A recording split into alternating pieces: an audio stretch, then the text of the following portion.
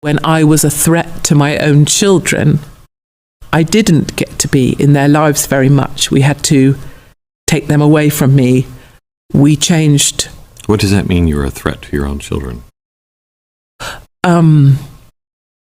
So at the point when I was the most hated and I had the biggest voice, and it was decided by powerful organizations, political groups and religious organizations that I would be destroyed, that destruction was universal.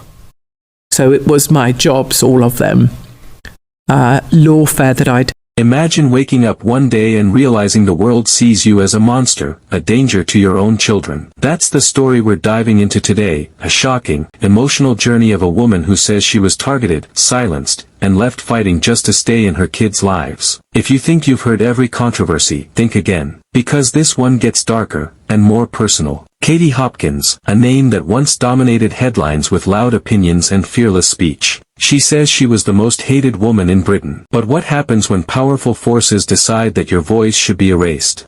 Caused you today. You could say you perceived I seriously harmed you with my speech. You can sue me. Yeah. And they all lined up and did so. They bankrupted me and I lost our home.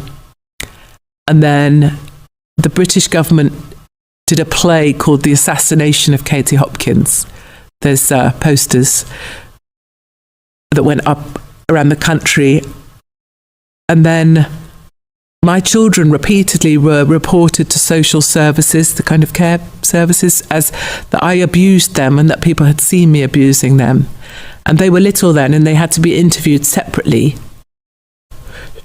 about... According to her, everything you love is taken, not just your career, not just your home, but the people who call you mom. She claims political groups, religious organizations, and media giants united against her, determined to destroy her completely. Lawsuits came flying from every direction. Every word she ever said was turned into ammunition. She says she was sued again and again until she was financially crushed and left with nothing. Losing her jobs wasn't enough. Losing her reputation wasn't enough. Even her home slipped away in the chaos. And then something happened that pushed the situation into a terrifying new level, a government-backed theater play titled, The Assassination of Katie Hopkins. Posters across the country, a public spectacle about eliminating her. But the real nightmare began when her private world collapsed. Reports poured into social services, claims that she was abusing her own young children, anonymous tips, false stories, people insisting they witnessed cruelty. And for any parent, what came next would be unbearable. Her children, small, scared, and confused, were taken into separate rooms and questioned, interrogated about whether their mom hurt them. Imagine your child being asked if you're a danger, simply because strangers hate you. Hopkins says that in that moment, she realized how easily your family can become a weapon against you. She admits there was a point where even she feared that her presence, her controversy, and the hatred surrounding her could harm her own kids. And so, the unthinkable happened.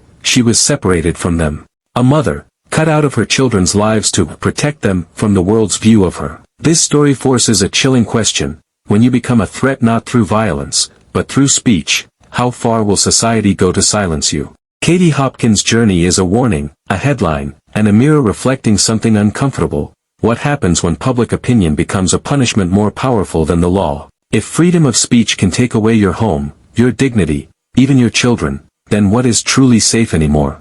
Stay tuned, because this case isn't finished. And the consequences could reach far beyond just one controversial voice.